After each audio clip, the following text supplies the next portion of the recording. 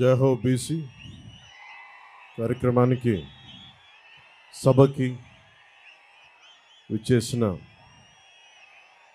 BC సోదరులందరికీ, వేదిక పైన ఉన్న జనసేన నాయకులకి, తెలుగుదేశం నాయకులకి,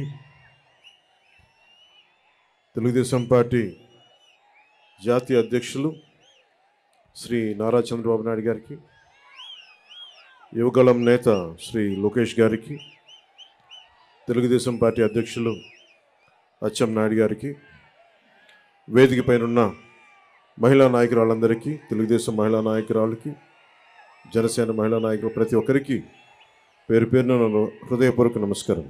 వైఎస్ జగన్ అధికారంలోకి రాగానే, అధికారంలోకి వచ్చిన మొదటి 3 నెలల్లో పొట్ట కొట్టింది బీసీలు పొట్టే కొట్టాడు. 30 లక్షల పైచిలకు భవన నిర్మాణ కార్మికులు పొట్ట కొట్టాడు ఈ 10 మనుషులు. వచ్చి రాగానే ఏలూరులో 2019 ఎన్నిక ఆ రోజున వైసీపీ అండగా ఉంటామని చెప్పి బీసీలు డిక్లరేషన్ ఇచ్చి దాంట్లో ఏ ఒక్కటి కూడా నిలబెట్టుకోకుండా అందరూ నమ్మి, ట్రెడిషనల్ టీడీపీ పార్టీని నమ్మి చాలామంది వైసీపీకి వెళ్ళడం వల్ల వచ్చి రాగానే ఎవరైతే వెన్నంటే ఉన్నారో వారినే దెబ్బ కొట్టాడు. ఊహించుకొని 30 మంది పైచిలకు భవన నిర్మాణ కార్మికులు ఆత్మహత్యలు చేసుకున్నారు. అందరికీ చెందాల్సిన ఇసుక, ఒడ్డెరు కులాలు వీళ్ళందరికీ చెందాల్సినవి కాంట్రాక్టులు కానీ, ఇసుక రీచులు కానీ, క్వారీలు కానీ ఇవన్నీ ఒక కంపెనీ కట్టబెట్టేశారు. మన వైఎస్ జగన్ చేసిన దాంట్లో ముఖ్యంగా వైసీపీ ప్రతిపక్ష నేతగా ఉన్నప్పుడు బీసీల గర్జన పేరు మీద ఏలూరులో ప్రత్యేకమైన సభ నిర్వహించి చాలా హామీలు ఇచ్చారు. బీసీలకి ఏటా జగన్ చెప్పింది, బీసీలకి ఏటా 15,000 కోట్ల రూపాయల చొప్పున కేటాయిస్తామని చెప్పారు. 5 ఏళ్లలో 75,000 కోట్ల రూపాయలు బీసీల సంక్షేమానికి కేటాయిస్తామని చెప్పాడు. వాస్తవానికి 0. బీసీ కేటగిరీల్లో అన్ని కులాలకి 153 కులాలను గుర్తించమని బీసీ సంఘాలందరూ కోరుకుంటూ ఉంటారు. దాన్నే కుదించి 139 కార్పొరేషన్లు పెడతామని చెప్పి దానిని 53 కార్పొరేషన్లు కుదించి 56 కార్పొరేషన్లు కుదించి వాటికి కుర్చీలు కూడా లేని పరిస్థితి. బడ్జెట్ 0. వైఎస్ఆర్ చేయూత పథకం కింద 45 ఏళ్ళు నిండిన ప్రతి మహిళకి 75,000 అందిస్తామని చెప్పారు. బీసీ మహిళలకి పథకం అందుతున్న లబ్ధిదారుల్లో చాలా వరకు కోత పడతా ఉంది. శాశ్వత ప్రాతిపాదికన బీసీ కమిషన్ ఏర్పాటు చేస్తామని చెప్పారు. ప్రత్యేక బీసీ కమిషన్ ఊసేలేదు. బడ్జెట్లో 3వ వంతు బీసీలకు కేటాయిస్తామని చెప్పారు. అది పూర్తిగా విస్మరించారు. ఇందాక బీసీ డిక్లరేషన్ చూస్తున్నప్పుడు బీసీ ప్రత్యేక రక్షణ చట్టం చూడగానే నాకు ఒకటే గుర్తొచ్చింది. వైసీపీ పాలన వచ్చినప్పటి నుంచి దాదాపు 23 నుంచి 26 వేల మంది బీసీల పైన కేసులు పెట్టారు. 300 మంది బీసీలని చంపేశారు. ఇక అచ్చెన్నాయుడు గారు లాంటి బీసీ నాయకుల మీద ఎలాంటి దాడులు జరిగినాయో, ఇక ఎస్సీల మీద ఎలాంటి దాడులు జరిగినాయి మీ అందరికీ తెలుసు. ముఖ్యంగా ఈరోజు బీసీ సభలో కాబట్టి ప్రత్యేకంగా బీసీ నేను సంఘటనలు చెప్తా ఉన్నాను. ఇందాక సోదరులు లోకేష్ గారు చెప్తున్నట్టుగా గుంటూరు జిల్లాలో జరిగిన సంఘటన, పాపం అమర్నాథ్ గౌడ్ అక్కని ఏడిపిస్తూ ఉంటే అడ్డుకున్నందుకు వైసీపీ నాయకులు చెరుకు తోటలోకి తీసుకెళ్ళి పెట్రోల్ అంటించి చంపేశారు. చాలా హృదయం కలిచివేస్తుంది. పట్టించుకునే వాళ్ళు లేరు, మాట్లాడేవాళ్ళు లేరు. వైసీపీలో ఉన్న బీసీ నాయకులు కూడా మీరు కూడా ఒకసారి పునరాలోచించుకోవాలి. గుడ్డిగా కనుక వైసీపీ నాయకులు వెనకేసుకొస్తే కులానికి కూడా ద్రోహం చేసిన వాళ్ళు అవుతారు. ఒకసారి ఆలోచించుకోండి. అలాగే 23 నుంచి 26 వేల మంది బీసీ యువత, బీసీ ప్రజల్ని కేసులు పెట్టారు. ఇదివరకు ఎస్సీ పరిరక్షణ చట్టం ఎలా ఉంది, ఎస్సీ ఎస్టీ అట్రాసిటీ యాక్ట్ ఎలా ఉందో, ఈ రోజున వైసీపీ పాలనలో బీసీలకు కూడా ప్రత్యేక రక్షణ చట్టం అవసరమైంది. అది చెప్పగానే మొట్టమొదట బీసీ రక్షణకి చాలా అవసరం అని చెప్పి మనస్ఫూర్తిగా నా మద్దతు తెలిపాను వీటన్నిటికీ. ఈ రోజున జనసేన సంబంధించినంత వరకు బీసీలకి సంబంధించి నేను రామ్ మనోహర్ లోహియా గారి సిద్ధాంతాలకి ఆకర్షితునైన వాడిని. బీసీలకి సాధికారత ఉండాలి, ఇవన్నీ ఆలోచించేవాడిని. బీసీలకి మిగతా కులాలకి ఐక్యత ఉండాలి. కేవలం సంఖ్యాబలం ఉన్న బీసీ కులాలే కాదు, అల్పసంఖ్యాక బలం ఉన్న బీసీ కులాలకు కూడా ఎక్కువ అభివృద్ధి రావాలి. బీసీ కులాలన్నిటికీ ఎంతసేపు యాచించే స్థాయి నుంచి శాసించే స్థాయిలో బీసీ కులాలు ఉండాలి మనస్ఫూర్తిగా ఆకాంక్షించేవాడిని, కోరుకునేవాడిని. బీసీ కులాలు భారతదేశపు సంస్కృతికి సాంప్రదాయాలకి వెన్నెముక. బీసీ కులాలు లేని సమాజం, బీసీ కులాలు లేని భారతదేశం మనం ఊహించుకోలేం. భారతదేశం సంస్కృతి సాంప్రదాయాలని కాపాడుతుంది మెజారిటీ బీసీ కులాలే కాపాడుతూ ఉన్నాయి.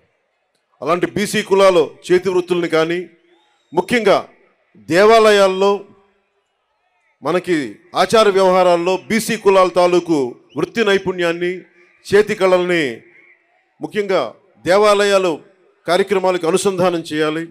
తద్వారా వాళ్ళకి చాలా బలమైన ఆర్థిక పరిపుష్టి కలిగించే అవకాశం ఉందని నాకు చాలామంది బీసీ మేధావులు చెప్పారు. దానిని ఒకసారి నారా చంద్రబాబు నాయుడు గారి దృష్టి కూడా తీసుకెళ్ళి దాన్ని ఇంప్లిమెంట్ చేసేలాగా ఖచ్చితంగా దాన్ని ముందుకు తీసుకెళ్తాం. ముఖ్యంగా వడ్డెర కులస్తులు బ్లాస్టింగ్లు జరుగుతూ ఉంటాయి. కొడుతున్నప్పుడు డ్యాముల నిర్మాణం కానీ, రైల్వే లైన్ల నిర్మాణం కానీ ఇవన్నీ వడ్డెర కులస్తుల ద్వారా జరిగాయి బ్రిటిష్ హయాంలో. అలాంటి వడ్డెర కులస్తులు ఈ రోజున పాపం బ్లాస్టింగ్లో దెబ్బలు తింటా ఏ క్వారీలు కొడతారో ఆ క్వారీలకు వాళ్ళకి హక్కు లేకుండా పోయింది. జనసేన తెలుగుదేశం ప్రభుత్వం ఉమ్మడి ప్రభుత్వంలో వడ్డెర్లకి బలమైన ఆర్థిక పరిపుష్టి వచ్చేలా వాళ్ళకి ఖచ్చితంగా వారికి దాంట్లో సింహభాగం ఉండేలా చూడాలని మనస్ఫూర్తిగా కోరుకుంటా ఉన్నాం. అలాగే వడ్డెర్లు కాంట్రాక్ట్ వ్యవస్థల్లో నలిగిపోతూ ఉన్నారు. వడ్డెర్లు మనకి ముఖ్యంగా ఈ క్వారీ మైనింగ్లో చనిపోతే కాంట్రాక్టులు మట్టి ఖర్చులు తప్ప ఇంక దేనికి అండగా నిలబడే పరిస్థితులు లేదు. నేనే స్వయాన కర్నూలులో ఈ పరిస్థితిని చూశాను. అలాగే యువతరం బీసీ యువతలో కుల వృత్తుల మీద ఆధారపడలేని పరిస్థితి ఉంది. ప్రత్యామ్నాయ అవకాశాలు కావాలి. వీటి అన్నిటి మీద చాలా సమూలంగా ఆలోచించాల్సిన అవసరం ఉంది. దాన్ని కూడా మేము పరిగణలోకి తీసుకొని ఈ రోజున బీసీ డిక్లరేషన్లు ఇచ్చినవి కాకుండా మీకు ముఖ్యంగా బీసీ యువతకి, మహిళలకి, పెద్దలందరికీ కూడా మీకు ఆర్థిక పరిపుష్టి వచ్చేలాగా, మీరు సంపదకి యాచించకుండా సంపదని సృష్టించేలాగా అలాంటి పథకాలు ఉండాలి. ఆ పథకాల కోసం మేము అహిర్నిశలు తెలుగుదేశం నాయకులతో కలిసి కృషి చేస్తాను మనస్ఫూర్తిగా మీకు తెలుపుకుంటా ఉన్నాం. అలాగే ఇంకొకటి పెద్ద సమాజమైన వాడబలిజ, అగ్నికుల క్షత్రియులు, జాలరి, పల్లెకారులు, పల్లెకాపు, గంగపుత్రులు, ముతరాసులు, ఇవన్నీ ఇత్యాది పల్లెకారుల కులాలన్నీ కూడా ప్రత్యేకమైన దృష్టి సారించాలి. దాదాపు 794 కిలోమీటర్ల తీర ప్రాంతం ఉండి ఈ రోజుకి జట్టీలు లేకుండా ఇబ్బంది పడుతూ ఉన్నారు. ఇప్పుడు గంగవరం పోర్ట్ లాంటిది నిర్మాణానికి పల్లెకారులు, జాలర్లు, మత్స్యకారులు ప్రాణాలు పోయినాయి. తిరిగి వాళ్ళకి ప్రత్యామ్నాయ అవకాశాలు కల్పించడంలో నిజంగా వెనుకబడి ఉన్నాం. తెలుగుదేశం జనసేన ప్రభుత్వం రాగానే అలాంటి మత్స్యకారులందరికీ అండగా ఉంటాం. అలాగే ప్రతి 30 కిలోమీటర్లకు కూడా జట్టీలు ఉండాలనేదే నా ఉద్దేశం. దాన్ని కూడా చంద్రబాబు నాయుడు గారి దృష్టికి తీసుకెళ్ళి ప్రభుత్వం ఏర్పాటు చేయగానే ఎంత తొందరగా ప్రారంభించాలో, ఎంత త్వరగా జట్టీలు ప్రారంభించాలో కూడా దాని వైపు దృష్టి సారిస్తాం. ముఖ్యంగా మత్స్యకారుల పిల్లల్లో బాల కార్మికులు ఎక్కువైపోయారు, స్కూళ్ళు సరిగ్గా లేక. అలాంటి చోట్ల ఆశ్రమ పాఠశాలలు ప్రారంభించాలని నేను మనస్ఫూర్తిగా ఆకాంక్షిస్తున్నాను. అలాగే మేము చేసింది, మా నాయకర్ గారు కానీ మేమందరం చేసింది, జగన్ వచ్చి రాగానే బీసీల దగ్గర డబ్బు ఉండకూడదు, బీసీల దగ్గర డబ్బు ఉండకూడదు, పల్లెకారుల దగ్గర డబ్బు ఉండకూడదు, మత్స్యకారుల దగ్గర డబ్బు ఉండకూడదు అని చెప్పి జీవో 217 పట్టుకొస్తే ఆ రోజున మేము నర్సాపూర్లో నేనే స్వయంగా ఆ జీవో 217 2 ముక్కలుగా చించేశాం. ఏదైనా సరే ఒకటే మాట చెప్పి నేను ముగిస్తా ఉన్నాను. మీ అభివృద్ధికి 153 కులాల సముదాయమైన బీసీ కులాలకి జనసేన అండగా ఉంటుంది. మీకు ఆర్థిక పరిపుష్టిని చేకూర్చేలా మీకు అండగా ఉంటాం. మీ మీద దాడులు జరిగితే మా ప్రాణాలు అడ్డేసి మరి మిమ్మల్ని కాపాడుకుంటాం. అలాగే అన్ని కులాలతో కూడా, ముఖ్యంగా మన బీసీ కులాల్లో కూడా ఐక్యత చాలా అవసరం. ఈ రోజున మనల్ని మనం ముందుకు తీసుకెళ్లాల్సిన పరిస్థితి ఉండి 153 కులాలంటే దాదాపు 53% పై శాతం జనాభా, 5 కోట్ల జనాభాలో అత్యధిక శాతం బీసీలే. అత్యధిక శాతం ఉండి ఈ రోజున మన ప్రాణరక్షణకి చట్టాలు కల్పించుకునే పరిస్థితిలో ఉన్నామంటే జగన్ గారి నుంచి అది జగన్ గొప్పతనం కాదు, మన అనైక్యత, మన బీసీ కులాల్లో ఉన్న అనైక్యత. మన ఐక్యతగా ఉంటే ఏ జగన్ కాదు, ఏ భూతం కూడా మనల్ని ఏమీ చేయలేదు. నేను అందుకనే ఇదే మంగళగిరిలో వైసీపీ వ్యతిరేక ఓటు చీలకూడదు అన్న మాట అన్నానంటే మన బీసీలు బాగుండటానికి కూడా దాని వెనుక మూల కారణం. మీ భవిష్యత్తు బాగుండాలి, అందరూ ఆనందంగా ఉండాలి. భవిష్యత్తులో మీకు జనసేన ఈ కూటమి తరపు నుంచి ఎప్పుడు మీకు అందుబాటులో ఉంటాం. ఎందుకంటే టీడీపీకి ఉన్న మంచి పేరే రామ్ మనోహర్ లోహియా గారి ఆలోచన ధోరణితోటి బీసీలకి అత్యధికంగా పీటు వేసిన పార్టీ. దాన్ని ఎవరు కాదనరు, విస్మరించలేరు. మనస్ఫూర్తిగా వెనకబడ్డ కులాలకి అండగా నిలబడినందుకు రామారావు గారిని ఒక్కసారి స్మరించుకుంటూ, మనస్ఫూర్తిగా మహానుభావుడు నిజంగా అధికారం రాని కులాలకి అధికారాన్ని కల్పించిన వ్యక్తి. రామ్ మనోహర్ లోహియా గారి స్ఫూర్తిని 80sలో ఆయన ముందుకు తీసుకెళ్లారు. అలాగే ఈ రోజున మనందరిపైన ఉన్న ఇదిగా బాధ్యత కూడా ఇంకా చాలా కులాలు ఉండిపోయినాయి దూరంగా. జగన్ వచ్చి రాగానే 34% ఉన్న స్థానిక ఎన్నికల్లోన 34% బీసీలకి రిజర్వేషన్ ఉంటే దాన్ని 24%కి తగ్గించారు. 24%కి తగ్గిస్తే 16,800 మంది బీసీలు స్థానిక నాయకత్వాన్ని కోల్పోయారు. తిరిగి జనసేన తెలుగుదేశం ప్రభుత్వం రాగానే ఇదివరకట్లాగే 34% పునరుద్ధరించాలి. అలాగే బాగా నచ్చింది నాకు ఈ దీంట్లో, తిరిగి కేంద్ర ప్రభుత్వానికి 33% చట్టసభలో రిజర్వేషన్ కల్పిస్తామని చెప్పింది కూడా నాకు మనస్ఫూర్తిగా దానికి ఆనందం అనిపించింది. సో దీనికి ఈ బీసీ డిక్లరేషన్కి మనస్ఫూర్తిగా జనసేన మద్దతు ఉంది.